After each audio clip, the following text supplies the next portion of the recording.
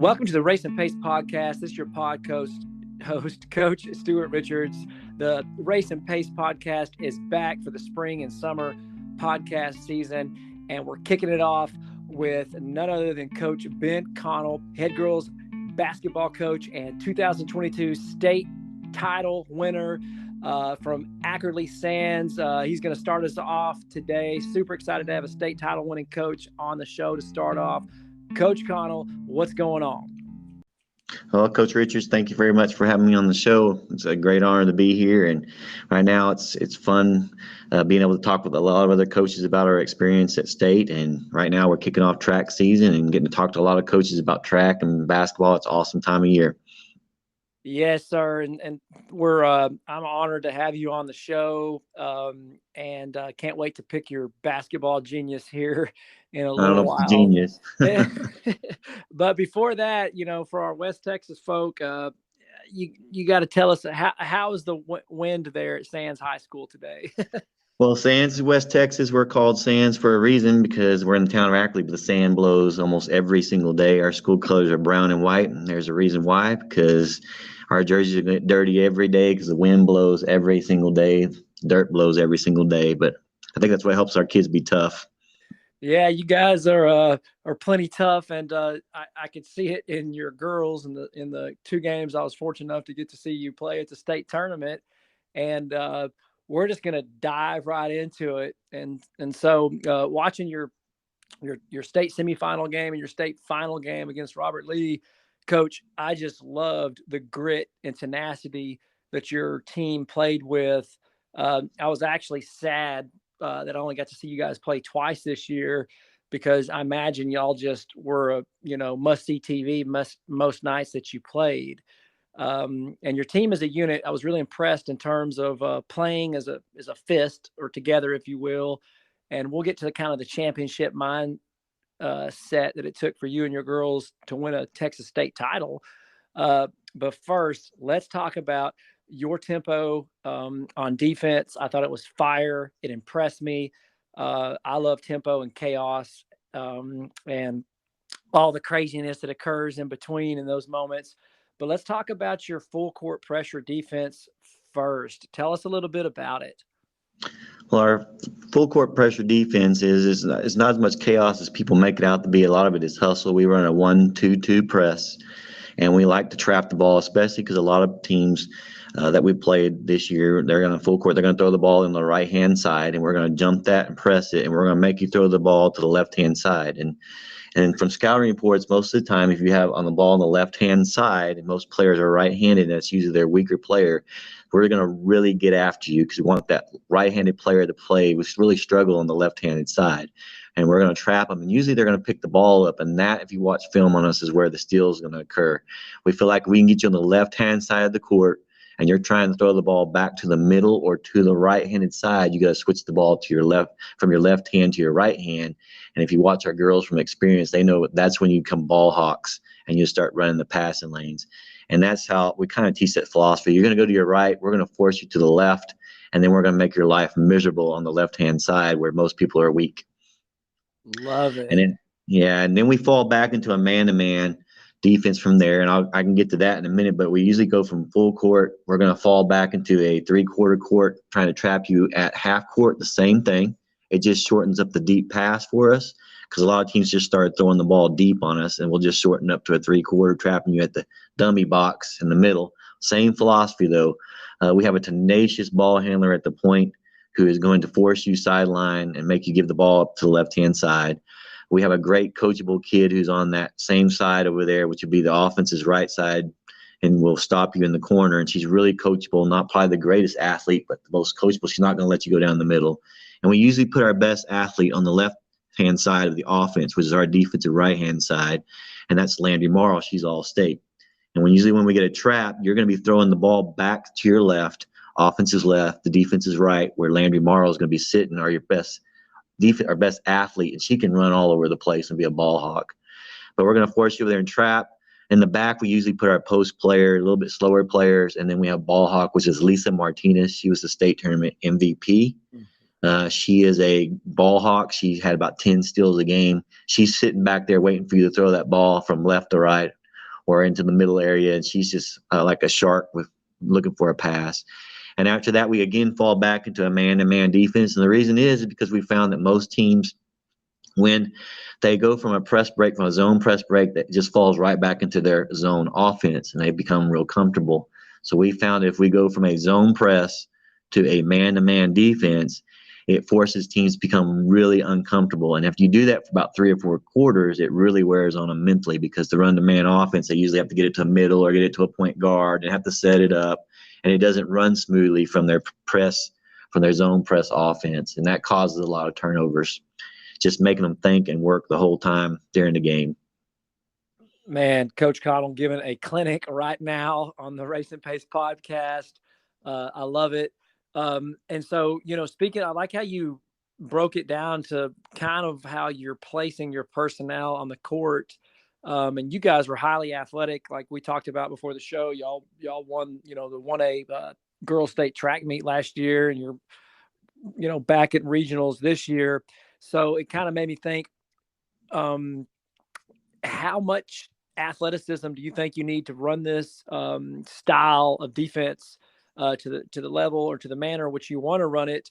And if you weren't as athletic as you were or are you still going to play this way? Yes, sir. I think you can. I think it fits any kids that are gritty and tough. We've found that we did have some great athletes. We have some all-state players, and like you said, there are track athletes. But we also have, I think, our kids coming off the bench and our JV players next year. We're going to run the same defense. I think it has to have a mentality that they are fearless. They're, like I said, the top of the press. We have a girl who just goes 100 miles an hour, and what they're not worried about is making mistakes. I feel I give them the freedom to just be as aggressive as they can without fouling. We don't try not to foul a lot. But I think if you have kids and give them a little freedom just to sprint and hustle, and we drill that every day, you can run this style. Like I said, if you can't do full court because you feel like that's too big of a gamble, we mainly run 75% of our presses actually in the 3/4 court or a half court. In the half court, we run the same thing. We just squeeze it right below about where the old-fashioned timeline is. It's still a 1-2-2 trap, where we'll fall back into our man-to-man. And we'll trap maybe one time and make you throw the ball, and then we'll just jump into our man-to-man. And the whole concept, I really think, whether you have athletes or not athletes, I think if you just make the opponent work, most of our huge runs everybody talked about at state happened all year long. We had huge runs in the middle of the second quarter and the third quarter, just huge runs after halftime all season long. I think it's just the mental wear and tear. So you don't have to gamble a lot. Sometimes you can just trap one time, make them throw it, maybe trap another time, and then get right back in your half-court defense. And most coaches run presses and traps. They're trying to get a steal, or players are trying to get a steal and a turnover every single possession. You don't have to do that. I think our players have found out that if you just make people work the whole time, the mental wear and tear, I call them, the TikTok generation. That's what I call my players. And when they just do a wear and tear of having to work the whole time, they don't like that, and our opponents don't like that, and they start turning the ball over on their own. So I think anybody can actually run this. That's fantastic. I agree 100%. And you were talking about, your JV and sub-varsity. With your junior high kiddos, do they start off in the same style of play, and then you just progressively, scaffold it up, or how do you approach that with your junior high kids? With 1A, we have a small group, so we'll only usually have 8 to 10 girls in junior high because of the small schools. So we usually start making them play man-to-man, and that's just my personal philosophy that they need to learn. It's like driving manual, and then you can do automatic. So the beginning of the year, they learn to just play half-court man-to-man, how to close out, how to help, how to block out, how to rotate. And usually when we hit the second round of district, then we'll start extending it to a half-court and full-court press, and start letting them. So that's how we try to teach that. Make sure the half-court fundamentals are there, like I said, because it's just easy to teach the full court. You're going to trap here, and then get back, and then play good defense. So they know a little bit of the concept, but we'll do a lot more scouting and adjustments when they get in high school. And junior high, it's mainly going to trap one time, and everybody's going to do their rotation, or trap 2 times, everybody do their rotation, and they get back into your half-court man. Just play good half-court man defense and block out and don't foul. Man, that's great. And that's a great approach to how to run a program. And obviously you're doing it at the highest level. So I got to ask you, have you always enjoyed this style of defense? or is it something that's morphed and changed over the years? And if so, what were some of your influences, coaches or teams that influenced you to play this way? Well, I started off when I first started my career. I liked the zone a lot better, half court zone. But I found out everywhere I've coached have been smaller players. We haven't seemed to have a trouble rebounding the ball. So in the last several years, even coming over the last 12 years of coaching, I just decided to go man to man was a lot of it. And we were kind of in half court man to man. But when I came here to Sands 7 years ago, we just had the young kids to kind of start extending it and making it a lot faster pace. And so I think it's just the adjustment. I've got frustrated. I think in man to man, like I said, we're able to find girls and block them out. We're underrated. A lot of people didn't give us credit. We're a very good rebounding team. I give our girls a lot of credit. They rebound really, really well. And I think that man to man helps us find our girls and rebound. And then, like I said, I just went to the philosophy of stop playing it.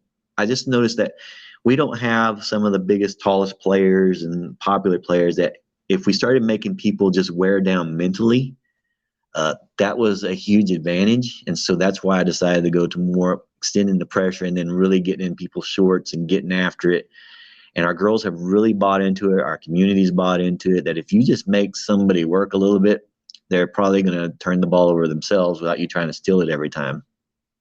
Yeah, and what a great life lesson to incorporate through sports is just hard work and don't stop, Yes. and don't quit, and just wear people out, greatness. And so, people would ask me this year after seeing my team played at a blistering pace. I think we averaged like 68 points during district play. I don't know, we just played very, very fast this past season, but I would get the question, and I'm sure you have, and I want to know how you do it. What kind of shape, obviously, were your players in, and how did you get them in that shape? Was it old school running lines, which is fine, or drills, or live play, or small sided games? Like how do you approach practice in terms of fitness for this up tempo style of defense that you play?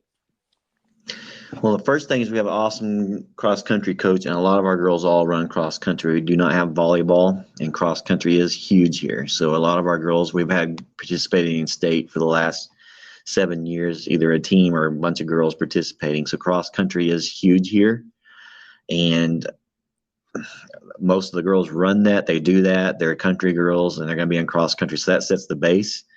And then our during the season, during our preseason, before we get into the season, we do go out on the track and in the weight room, we have a weight room and work on that and work on the track. And actually our workout is not the girls who are not in cross country. We don't do long distance running. We do quarter workouts.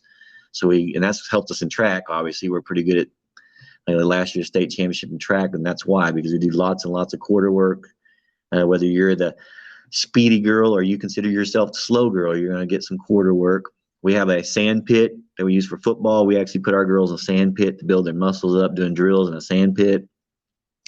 And then as the season comes, every week on defense, we do a lot of drills where there's not a lot of scrimmaging. That kind of shocks people. That is boring for the players. Everybody asks how we play good D. We drill everything.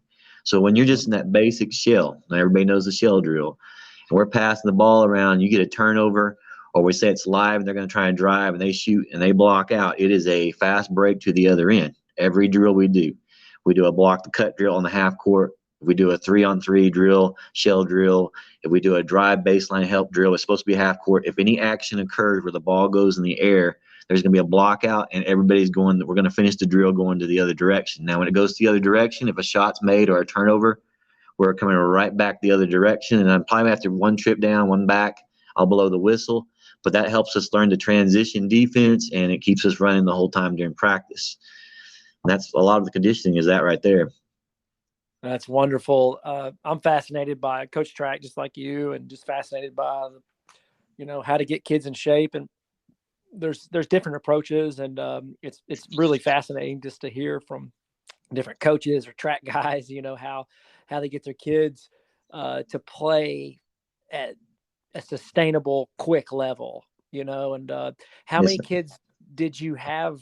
How many deep were you on varsity this year? We had 10 on varsity and 9 on JV. So we have 19 kids in our program. Great. And Yes, that allows practice. You really have to get after it. You have to earn your spot. And what I said, when you have the younger kids have to go every day and practice against the older kids. That's another thing we do. We try not to go as much first. A lot of coaches go first team, second team. We make sure in practice about 99% of the time we're going to mix them up. So our all-state players, if we're doing any type of drill, are going against each other. There's not first team against second team. It's not varsity. It's JV. We want our two best players. Lisa Martinez, who was a tournament MVP, Landry Morrow, who was all-state in practice. They're probably going to go against each other every day, and so that's going to make each other better, and they have to compete. And that's another reason we don't have a lot of scrimmage, because we'd rather our best go against our best in practice, and that's hopefully making them perform better. And then sometimes we mix it up and make the JV kids and the younger kids go against them just so they can see what it feels like and have to handle that pressure, and that helped them a lot during the JV season. Yeah, and I like what you're saying with having some of your ones go against other ones. I call it accountability partners. Right. It gives somebody to hold them accountable, and they need to really be getting after each other to make each other better. And I think that's a really cool way to approach it. How many kids would you play? Did you have a set substitution with the way you play, or was it just kind of a feel thing? It's kind of a feel thing. That's all it is right there. Foul trouble. As pre-district, we've tried to play if you're on varsity. JV, obviously, in junior high, we play every kid, trying to get every kid, because we're a 1A school. We got to get we need the numbers bad, so you play everybody. Absolutely. And we don't cut anybody. You can be the worst basketball player in the world. We're going to love you and coach you and be a drill sergeant and try to make you guess we need numbers so bad. And when you get on varsity, though, now it's varsity, it is about winning. It is about scoring points. So in the pre-district, we try and play all 10 of them as much as we can, so they're ready to go. We try and put certain kids off the bench in tough situations, and like last-second plays in the quarters or into halves, and make them handle press. And then when you get district, it's probably going to be your main five, and then your three top ones off the bench helping there. But you're going to go with those five, and it's the same thing most coaches. If you get a lead, then you're going to rotate some kids in. And then you go to the playoffs, we sit down, we're very honest with them. They understand. We're going to go with whatever is working right there on the court. If the top five are in there and they're not in foul trouble and it's working, then they're going to play till their legs fall off. Other than that, and then we'll sub kids in, because it's the playoffs and they kind of understand that. That's the way it's going to be. Man, this is great. And for coaches that don't know, you guys are in that region. I know it, being a former Paducah Dragon, with the Nazareth, Lady Swifties. And so we'll kind of get to that, but your playoffs this year with Harold, Spur, Whiteface, and then Nazareth later on, and then Old Turkey Valley, and then of course State Huckabee, and then the finals were Robert Lee. But approaching your game with Nazareth, it's been, I don't know, you'll have to correct my math. I know it's been a minute since any girls team out of that region has made it to state besides Nazareth, and you were able to do that this year. So just talk about getting over that hump, I guess. Well, I think it was 9 years, and they've been a target for us, and they're a target for a lot of teams in Region 1, and that's a lot of pressure for those Nazareth kids and their coaching staff. Yeah. Nazareth does an awesome job. You got to respect the pressure they have to feel every day at trying to get the state, and all those other guys who are in Region 1 are always trying to chase them, and that's when we beat them. That was probably an even bigger moment. You said, no, it's a huge moment, and a lot of those girls, we were crying and bawling, because that's what every day you talk about. That's who you're going to chase and try and get. And I understand being a Nazareth kid, they got to feel a lot of pressure, but then in our region, like you said, you have Nazareth, Claude, Valley, Happy, Borden County, and the list can go on and on and on. They're just such great coaches, and so you have great programs. But I think what helped us out a lot is that our kids have played a long time. This group of seniors and juniors have played since they were in third grade together, and they've worked for this for a long, long time. They've had great parents who've taken them, and they play together, and they play in AAU, but they play together as a team. They play on different AAU teams. And I think that's something that coaches may need to look into. Kids go off here in AAU and play on this team. One plays on that team. They may play against each other. This group of girls are why they were such good friends and buddies, and they've had sleepovers and go in the AAU tournaments because they were one team and one unit.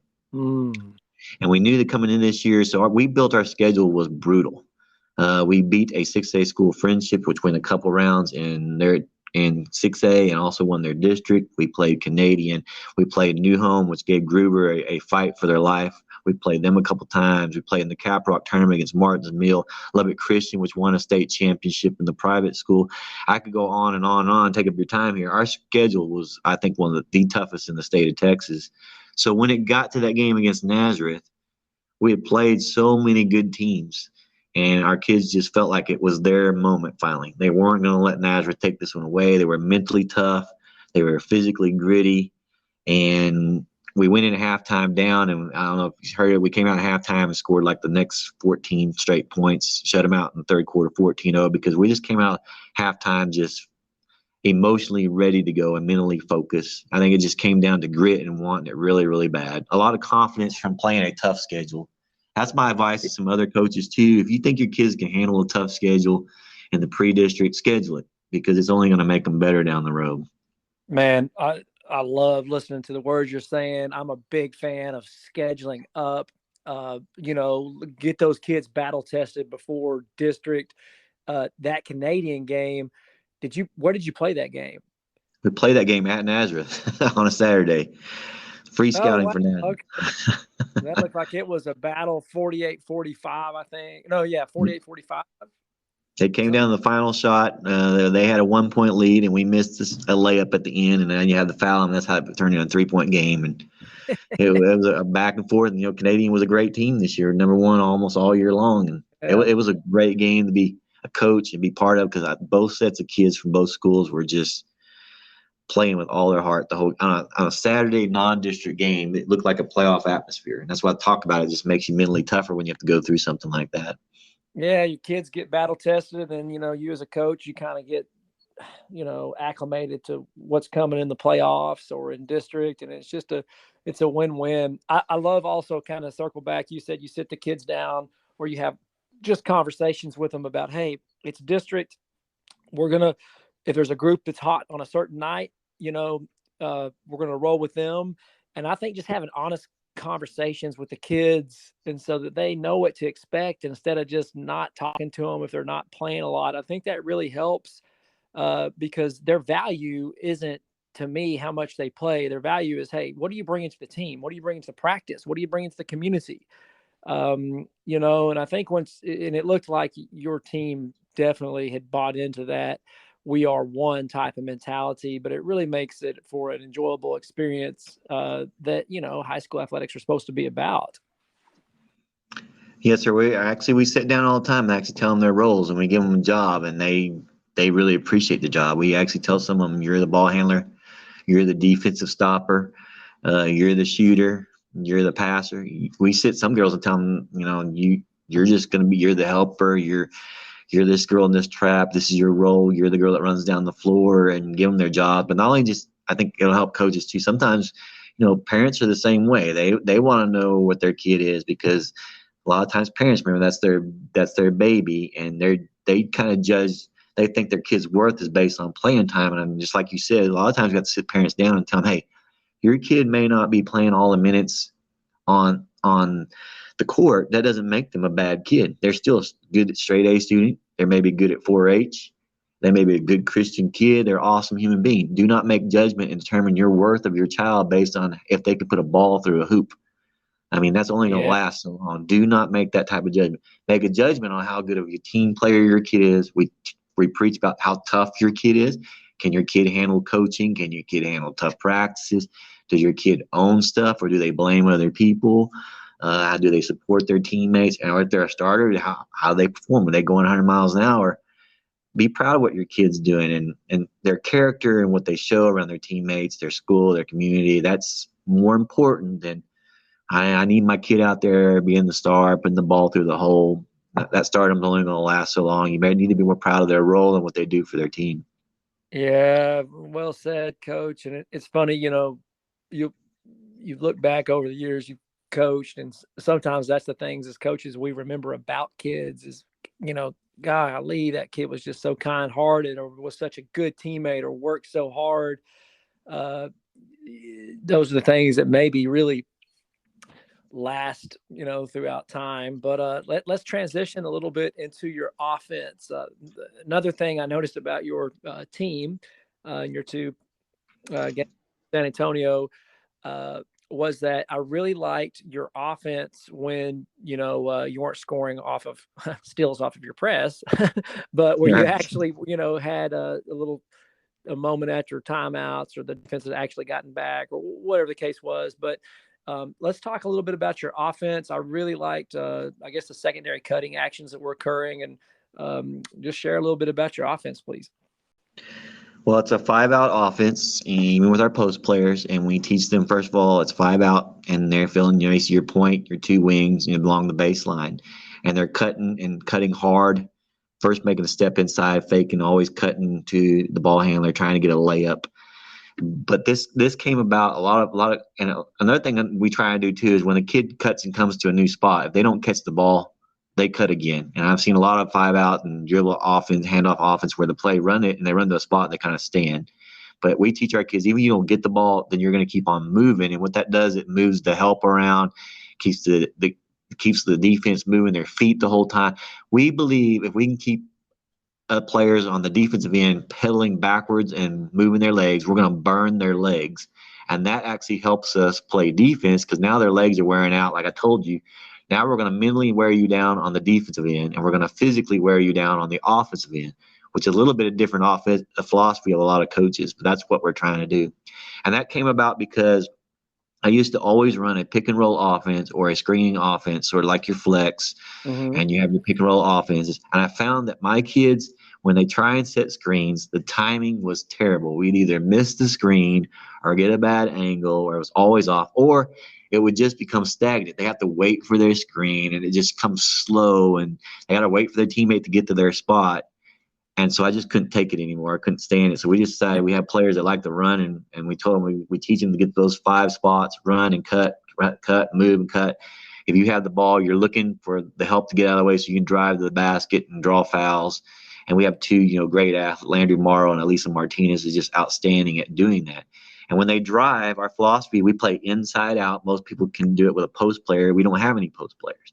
So we actually preach that in practice all the time. We're going to drive, and we're going to kick the ball out for an outside shot. If it's not there, swing the ball, drive again, kick it out.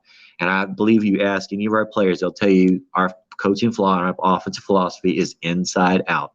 We're going to attack you on the inside. We're going to kick it out. We have some great set 3-point shooters who I wouldn't play horse against.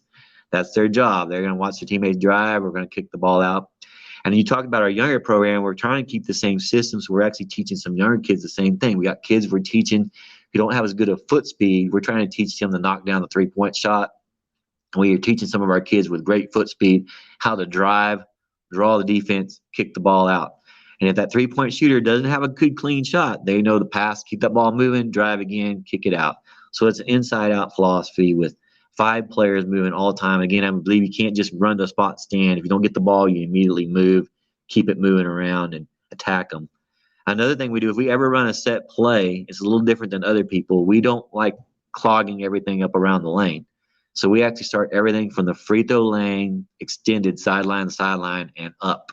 So if we run a 1-4 set, and we're going to have the point guard way up there by half court, and we're going to put our 4 people all the way across the top of the 3-point line. And we'll run our stuff big. So that way there's a huge amount of space behind them. And if we ever drive, there's all that space behind them we can throw the ball to. We found if we just put people on block, and you run set plays or elbow and elbow, it still gets all clogged up. So we're trying to use the entire half court, the whole half court, not just the 3-point line down to the baseline. And that's part of our philosophy. Wow, this is good stuff. And thank you so much for sharing with so how big would you say, so your philosophy is inside out, love the cutting actions and just relentless pressure on the defense. It's kind of your same philosophy when you play defense, wear people out, and wear them out on offense too. And I love that kind of counterpoint. Within your offense, how important is the 3 ball for you guys, not having a traditional, typically you said not having a traditional big within the scope of the offense? It's a big part of the offense. We prefer getting fast breaks and shooting layups just like everybody else does. We prefer our defense to get it and shoot layups. But that 3-point shot is, we tell them, do you have the freedom if we feel like we're drawn, we attacked, and we have 3 girls jumping on our point guard attack and our guard attack of the basket to kick it out. If you're open, shoot it, because also our philosophy is if you just pass the ball around so many times, you're eventually going to turn it over. So you might as well get a shot. But another part of that is we do teach our kids all the time in practice, and we're very picky about this, that we have a girl going back to help, at least one all the time, and the rest of them are crashing the board. And we in practice, any drill or anything, we see girls standing around watching the game. If they're not going back to help, or sorry, back on defense for safety, and they're not crashing the boards, those are your only 2 options. Then you got to go off to the sideline and do push-ups, burpees, bleachers, and we'll stop a drill immediately. I mean, just right there and say, okay, you never moved from your spot. You didn't go to safety. You didn't go in for a rebound on offense. So there's another thing. We have the freedom to shoot the ball because they know their teammates are going to crash the board. I think we're a really, really good offensive rebounding team, even though we're 5'4" and 5'5". Yeah, like you said, a lot of it's just grit and determination. Like, who wants the ball? Go get the ball. Yes, sir. So you get down to to state, and let's talk a little bit about, you've made it to the big show. Most coaches just dream to get there. Talk a little bit about how you kept the kids. The moment for some kids could just be really overwhelming, and even with your really, it sounds like, mentally tough team. But how did you keep your kids motivated and on the edge to compete, but not just scared out of their minds? What was y'all's mind frame in San Antonio? Well, like I said, these kids have been playing for a long time together. This was one of their goals, and they've been working hard. In the last couple of years, we've been really close, making it to the regional quarterfinals, regional semifinals. And so this year when we played, anytime they started slacking off, I would remind, or the coach staff would remind them. And we're real picky about being perfect and trying to be perfect in practice and hustle and doing these half-court drills and defense, things that are boring and not screaming, to just drill, drill, drill. But we'd always talk about Nazareth or getting to the Alamo Dome and put it in their head and their mind. And we were fortunate enough this year, like I said, the beginning of our schedule was really, really tough, and we beat some teams. And we were moved right away to be ranked number 1 in the state way back in November. With that brings a ton of pressure, because then everybody's already wanting to buy their tickets to San Antonio. Everybody's already telling you how good you are. And then, of course, your opponents, your number 1 ranked team, everybody wants to beat you because they want to have that mantle in their gym that they beat the number 1 ranked team. So we got everybody's best game. So I think being able to understand, you got to keep on working when you're ranked number 1. You got to handle everyone's best game night in and night out. And you got to handle the conversation, because sometimes even winning the games, you could win a game by 20 and you may have had not your best game, and you have people asking, why was that a bad game? I wasn't good enough. So they had to handle all that before they even got to the playoffs. So you talk about being mentally tough. If you're playing Nazareth or Dodge City or Groover or DeSoto, those type, or Duncanville, they may be used to all that. Our kids were not used to all that. So I think, but the preseason and getting through district before we even got to the playoffs, handling all that, being close to each other and handling all the outside pressure. When they got to the games, I think it was nice and smooth. It was finally, we're here. Let's just get after it. Let's enjoy the experience. Because when we walked into the Alamo Dome, it was like the Hoosier experience. It was like, oh my goodness. Wow. Some of them have never been in the Alamo Dome in their life. They couldn't even believe that. But you get that little warm-up. They still let you practice on Wednesday, the day before. It was an awesome experience, taking pictures and being in there.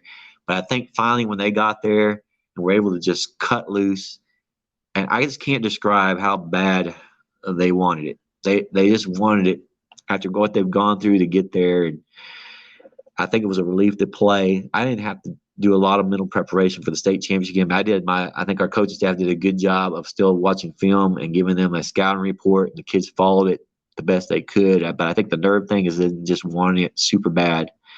I'm also very blessed with some great team leaders and team captains. I can't describe what type of team leaders, Landry Morrow and Elisa Martinez, and I got Bianca Plata and Lily Porras. You said you ran my starting 5.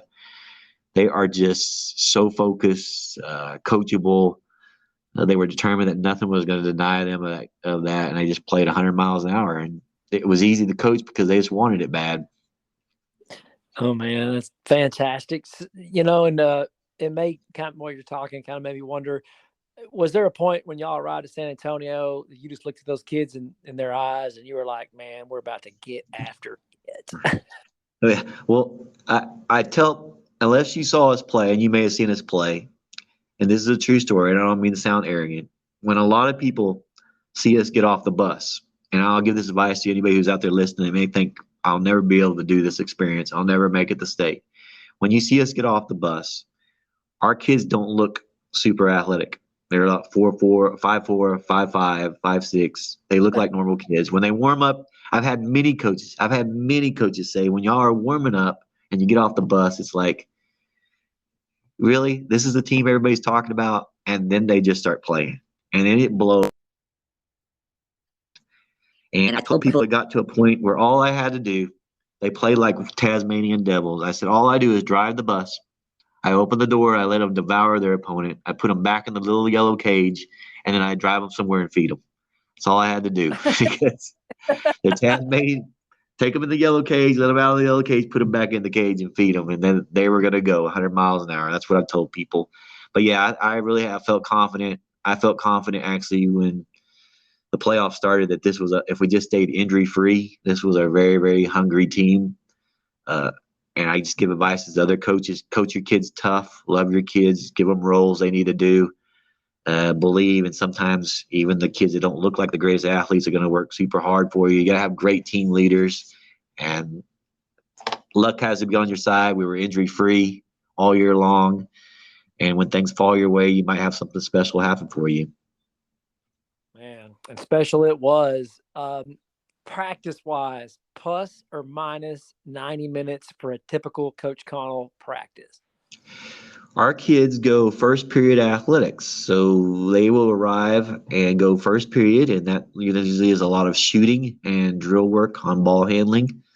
And then after school, we only go from 3:45 to 5 o'clock. So it's about an hour and 15 minutes. If you count the 45-minute period in the morning, then it's going to be 2 hours, but it's broken apart. So when they come in the afternoon, that's when from 3:45 to 5 o'clock is the defensive drills like crazy for an hour, and the game planning. There are some days we will actually come, and when the season hits where we can have the extra time too, in the morning we'll come and watch film, or the coaching staff will watch film. We'll get ready for a game. So that'll happen in the morning period during the period. And then after school, we do drills. We break down everything. Like I said, we don't do a lot of scrimmage. We break down everything on the defensive end, offensive end, like left side, right side, who their best player is, who their shooters are, all that kind of stuff in drills. And that'll be in the afternoon. But we never go past 5 o'clock. And it keeps their mind fresh, I believe. But when our hour and 15-minute practice is nonstop, and it's just get after it, drill after drill after drill. There's not a lot of waste time. I think our biggest gripe from our players is they don't get to scrimmage a lot. But like I said, that's just our coaching style. We just drill, drill, drill. And by that time, the hour and 15 minutes has gone by fast. They're tired. They broke a sweat, and they're ready to go. There are some days where we had to go to about 5:30. And later on in the season, when it started getting really close to playoffs, we really needed to go through game plans. And that time, it would go from about 3:45 to 5:30. That's a typical practice. There are times during the year where things just get really busy because you have junior high. We don't have a lot of gyms. So there's also times, I think it makes our kids tough. There's a lot of times we have to come up at 6:30 in the morning and go from 6:30 to 8:30. So it's about a 2-hour practice right there because our first period is athletic period. And so I think that helps out a lot when we got to state, and the 1A games are at the 8:30 time slot in the morning. We were used to playing in the morning. Great point. I'm a huge fan. I love morning practices. Let's go. I'm like a morning person. The kids are like, what is wrong with this guy? But what you're doing is obviously working. State title, 37-3, 10-0 in district, and just fantastic. So if you were going to share a drill that you would think is a staple for the Lady Mustangs program, what would it be? Well, it may seem simple and kind of boring, and we already know this type of stuff, but I just went and talked to a clinic. We do the shell drill a lot. That's every day, and it's just the 4 girls outside, 4 girls inside. They pass the ball, but we believe in closing out is really, really important. Chopping your feet, getting your hands up, and don't let people drive on you. And then from there, like I said, we make maybe a spot on the baseline is where you're going to play thumb defense. So we'll 4 girls on the outside around the perimeter, 4 girls on the inside playing defense, making sure you're in shell, you're in help, ball, one pass away, hand up, all the usual stuff. But on the baseline, we'll let that girl drive because they're playing bad defense. And then everybody has to rotate. I think that's an important thing to do, be able to rotate. Then they'll kick the ball out to maybe a 3-point shooter. Now everybody's got to rotate and help the helper and close out correctly and don't let anybody drive. From there, we take the same shell drill, and now we'll cut. And we believe in blocking the cut. So if you are we have 4 girls on the outside, 4 girls on the inside of the defense, and they'll pass the ball. That helps our offense because now you're practicing our 5-out offensive cut. But when you cut, we're going to get a forearm in your chest and block your cut. We're not just going to let you cut and get the ball right back to you. That's one of our favorite drills. And like I said, if a turnover or a shot occurs or a rebound, we're right out of that drill. We're into a fast break to the other end. The other group's doing the same thing, and it's fast breaking back the other way off a shot or a turnover or a made basket. We'll stop it. But I think those are – and then from there, we'll put the 4 girls on the outside again, 4 girls on the inside. We have the 4 girls on the inside have to rotate. They have to keep their butt to the wall. They have to communicate. They have to keep their spacing. And they're going around like in a square. And then somebody from the outside will shoot, and we practice rebounding and blocking out, and then it goes the other way. But I think block out drills are important. We actually have our girls, we have a philosophy when we block out. We take our right hand and we're going to touch your left shoulder because most people when the ball is shot, everybody in the gym is looking at the ball. And we're not going to shove you or hurt you or punch you, but we make sure that when a shot goes up, we actually have to go touch somebody, not with just your butt, but with your hand. You literally have to touch the girl you're going to block out. And I think that's a good drill, even if you run a zone offense, because if you get them going, moving, and then shoot a ball and make them go find the girl they're going to block out first, that's what you have to do a lot in a zone defense. Mm-hmm. And so I think that drill is important. Go find your girl first instead of just turning around. Go block out. And I think we do those drills every single day, all the way down to junior high, and we try and be perfect. If they don't, another thing is when we go for the ball, we make sure our thumb's down. We're going the ball side hand, and our girls already know if you don't do that, you go automatically to the side. They call it themselves. They'll go to the sideline and do 5 burpees or 5 push-ups. And now it's become just a fun thing. They like calling each other out. You know, if you don't block out, you don't close out, chop your feet, you don't get your hand in the right direction, we'll stop drills, we'll stop plays. You got to go to the sideline and do 5 push-ups. And now it's just mentally built into their head to do those things. So I think simple drills, but doing them. You don't have to do them every day because sometimes most kids will get bored with that. But being real picky about where their feet are, where their hands are, how they're going to help each other. Are they touching each other when they block out? Make a good job doing it. I think being really picky about those things every day are really important. That's awesome, and I love the reminders that are built in. Yes, for them. I think another encouragement. Yeah, I think I'll share another philosophy. Some people tell us we're crazy, but if you watch film and we ever give you any scouting information or give you stats from Huddle, we are strong. Unless the team has a really good left-handed player, I don't know if you have any good left-handed players. We force teams to the left, and once we get you to the sideline, right or left, but especially to the left, like I told you earlier, we're not going to let you come back. Yeah. And we just found that if teams get on the side, most coaches, I'll give coaches some advice too, in my own opinion. In practice, when you're scrimmaging, where do you always start your play? In the middle of the court. Mm-hmm. And then you throw it to a side and you run the play. When you're scrimmaging your JV or against your second string, that's what you do. Well, we've found that mental fatigue we're talking about. If you make teams start on the right or left-hand side, they don't practice doing that. And it causes frustration and frustration and frustration. And we really, really like making you go to the left because we feel like most teams don't ever practice starting their play. Can you start your play on the left-hand side? We dare you.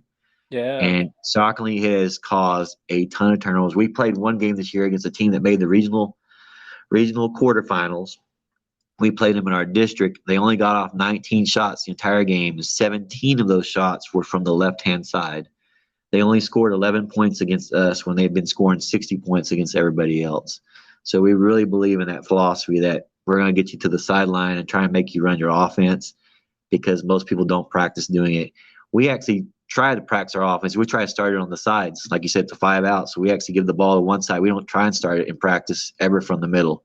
So that if we get in a game, we weren't panicking because we had to start it from the side. Man, I love it. You're talking about, left-handed guards. I just graduated an all-state left-handed point guard. And so we started all kinds of stuff on the left-hand side. But, that'll be a little different next year. So that's a coaching nugget there. And right. Thank you for that. So when you're working your closeouts, as we're wrapping up, and I'll ask you maybe a few more questions before we sadly come to an end. When you're working your closeouts, do you have a point that you're influencing to? Let's say, you've already got them on the left-hand side, or the ball's passed, on a skip pass from the right-hand side of the court to the left-hand side of the court, and you got a closeout. Are you influencing in a certain way? And then, the debate rages on. Are you throwing up two hands or one hand? Or are you a flyby guy?